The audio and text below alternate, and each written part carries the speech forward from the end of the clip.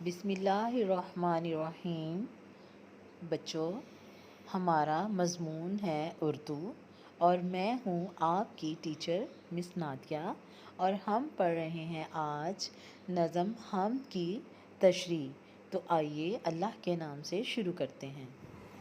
السلام علیکم dear students. بچوں کیسے ہیں آپ؟ بچوں جیسا کہ ہم نظم حمد پڑھ رہے ہیں، اس کا ہم نے آج بند نمبر 3 پڑھنا ہے۔ یہ چاند اور سورج بنائے ہیں کس نے، سیاہی کے پردے اٹھائے ہیں کس نے، ہمارے خدا نے، ہمارے خدا نے۔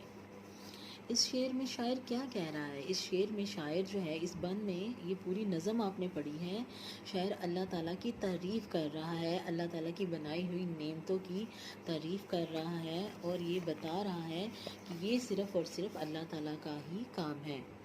شاعر اس شعر میں پوچھتا ہے کہ یہ چاند اور ستارے کس نے بنائے ہیں؟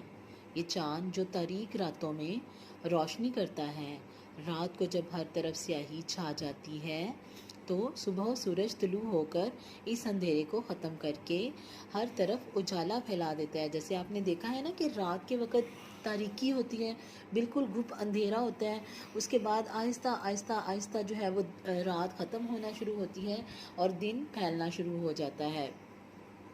یہ سب کچھ کون کرتا ہے؟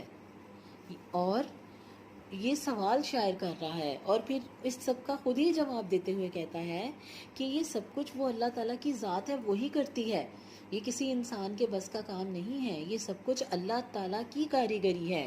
وہی رات کو دن اور دن کو رات میں تبدیل کرتا ہے۔ یہ ہمارے اللہ تعالیٰ کی قدرت ہے، کیونکہ وہ قوی اور قادر ہے۔ اس نے دنیا کی ہر چیز بنائی، اس نے یہ کائنات بنائی، اس نے کائنات میں تبدیلیاں جو ہیں وہ اللہ تعالیٰ نے رکھی ہیں، جو کہ شاعر ہمیں یہاں پہ واضح کر کے بتا رہا ہے۔ شعر نمبر 4۔ سجائے ہیں کس نے فلک پر ستارے، لبھاتے ہیں شب میں جو دل کو ہمارے، ہمارے خدا نے، ہمارے خدا نے۔ آپ نے دیکھا یہاں پہ اس شعر میں شاعر کیا کہہ رہا ہے کہ فلک کس کو کہتے ہیں؟ آسمان کو۔ لبھاتے ہیں دل کو اچھا لگنا، شب رات۔